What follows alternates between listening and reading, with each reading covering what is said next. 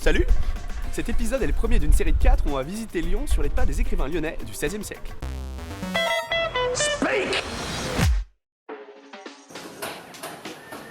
Dans cet épisode, on va s'intéresser un peu au contexte pour savoir pourquoi des écrivains à la production si singulière ont-ils pu apparaître au XVIe dans la ville de Lyon.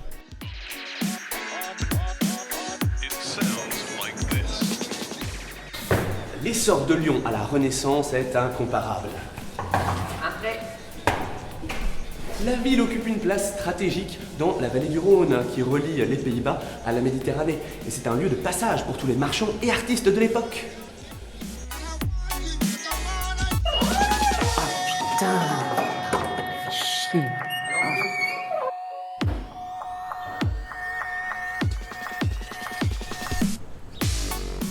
Ça, tu vois, Pierrot, c'est un pavé lyonnais. Il est beau et chaud comme un loukoum.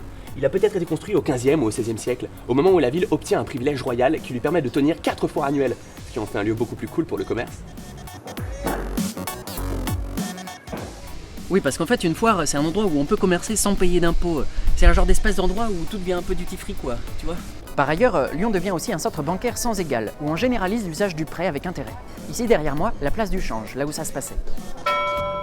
Les banquiers seront si riches qu'ils financeront largement les campagnes militaires des rois du XVIe siècle. Ils se font construire des maisons fabuleuses entre Saint-Paul et Saint-Jean. Oui, merci la petite voix. Et c'est vrai, les rois français accordent à Lyon une attention particulière. La ville sert de base arrière aux guerres d'Italie qui commencent à la fin du XVe siècle. Par ailleurs, le roi François Ier, pour faire chier la ville italienne de Gênes avec qui il est en guerre, va favoriser l'économie du tissage de la soie à Lyon.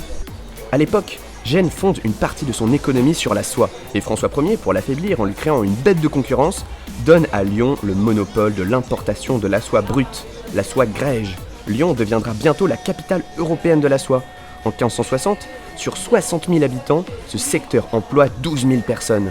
Et donc l'arrivée de toute cette thune va permettre à l'art de se développer à fond. Oui, la prospérité économique va favoriser l'essor intellectuel. Lyon va notamment devenir un des premiers pôles du livre. Dès 1473, l'imprimerie fait son apparition rue Mercière et elle va permettre l'émergence de nombreux nouveaux métiers, comme graveur, fondeur, relieur, papetier, faiseur d'encre, etc. En effet, près d'un demi-siècle plus tard, Lyon est, avec Paris, le premier centre de production littéraire et musicale. La culture se développe à toute vitesse. À toute vitesse.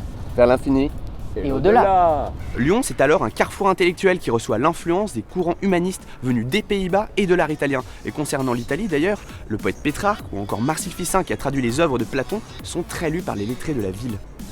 L'Antiquité est redécouverte et des fouilles archéologiques mettent toujours l'immense patrimoine de l'ancienne capitale des Gaules, bien plus marquée par la période romaine que Paris par exemple. Par ailleurs, la population croît vite grâce à l'immigration. Les drapiers flamands, les imprimeurs allemands, les banquiers florentins et les orfèvres suisses qui demandent la nationalité française l'obtiennent. Cet âge d'or de Lyon, qui pendant tout le Moyen-Âge était une ville franchement moyenne, se voit fauché par les guerres de religion qui font fuir les banquiers et les commerçants.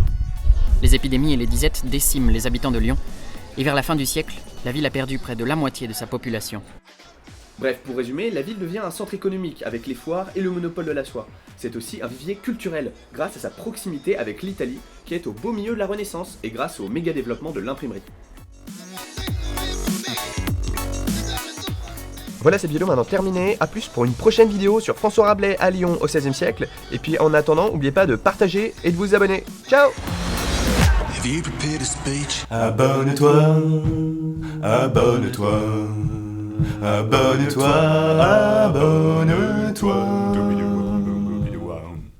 Et tu gagneras peut-être de l'argent, peut-être.